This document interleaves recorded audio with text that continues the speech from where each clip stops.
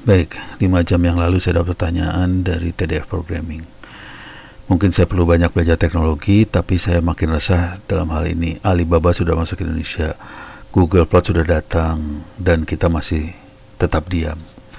Beri roadmap untuk membangun Google dan Alibaba di Indonesia, Pak. Mohon, Pak. Waduh.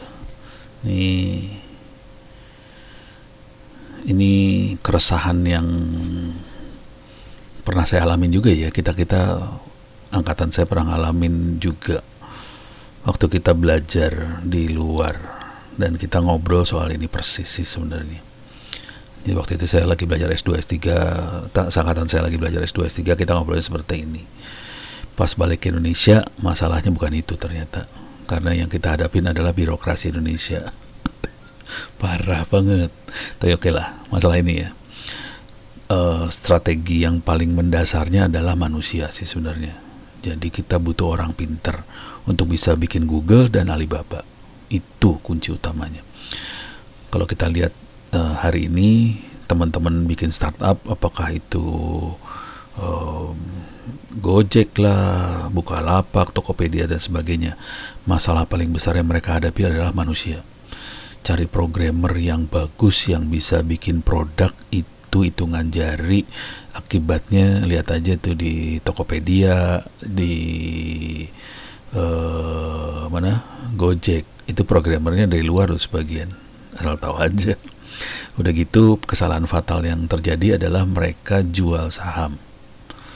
Akibatnya kepemilikannya pindah dari Indonesia keluar juga. Jadi waktu kita mau bikin perusahaan kecil-kecil itu jual saham karena melihat potensinya besar, jual sahamnya dibeli sama luar, kepemilikannya pindah keluar. Jadi ada dua masalah besar. Satu dari sisi programmernya, kedua dari sisi proteksinya sebetulnya. Oke. Kalau kita lihat di Amerika sama di Cina sejak mau cetung itu sekitar 50% dari mahasiswa Cina adalah anak teknik. 50%. Di Amerika orang tekniknya banyak banget. Makanya mereka bisa bikin kayak gini gede-gede. Kalau kita lihat Indonesia, kalau lihat statistiknya di Indonesia, teknik itu cuman 9% dari total mahasiswa. Jadi kita nggak akan pernah bisa bikin Google sama Alibaba karena kita kekurangan orang teknik sih sebenarnya. Dan ini sudah berkali-kali. Jadi kalau Anda pernah ikutan rapat apa segala macam meeting, ini sudah berkali-kali disampaikan. Cuman kecenderungan para pimpinan di Indonesia adalah serahkan pada pasar. Jadi waktu bikin sekolah, bikin kampus segala macam, itu nyerahin ke pasar. Tidak ada insentif dari pemerintah untuk bikin kampus teknik. Itu biar pasar yang nentuin aja. Ya pasar kan yang penting dapat gelar sarjana ya. Akhirnya 90% lebih dari mahasiswa kita adalah yang non teknik, ekonomi, accounting, sosial. Ya dibutuhin sih, cuman kita jadi over supply. Jadi orang-orang yang di jurusan-jurusan itu mau cari kerjaan juga susah karena supply kebanyakan. Anak tekniknya cari kerjaan kebanyakan sih sebenarnya, tapi kualitas nggak bagus juga. Jadi kita investasi di manusianya salah sih sebenarnya. Jadi roadmap paling pertamanya adalah manusia. Cuman Anda harus berani ngebongkar Dikti dan teman-temannya itu sih sebenarnya. Tahu bisa kagak ya? Itu. Jadi yang pertama manusia. Yang kedua pola investasinya. Jadi kalau ada startup terutama yang potensinya bagus, jangan dijual. Lu gila dijual. Ya udah pemilikannya pindahlah keluar. Akibatnya apa? Ya kalau mau besar ya bukan perusahaan Indonesia lagi, udah perusahaannya udah perusahaan luar. Nah, yang karakteristik lain yang ketiga yang kelihatan banget, Google tumbuh besar karena kompetisi.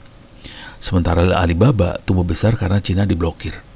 Dia ngeblokir, memproteksi supaya dari Amerika nggak masuk. Jadi ada dua model yang kelihatan di sini. Yang satu kompetisi gila-gilaan, jadilah yang besar seperti Google dan teman-temannya. Itu modelnya Amerika. Satu lagi proteksi gila-gilaan, keluarlah Alibaba segala macam di Cina itu. Jadi yang satu kompetisi, satu proteksi. Dua-duanya besar dan sebenarnya dua-duanya mendunia nih.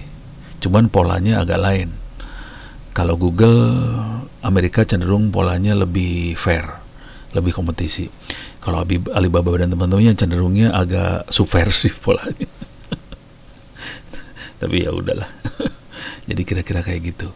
Indonesia terserah. Kalau saya yang paling utama pertama kali adalah manusianya. Masalah proteksi dan sebagainya itu belakangan dulu lah.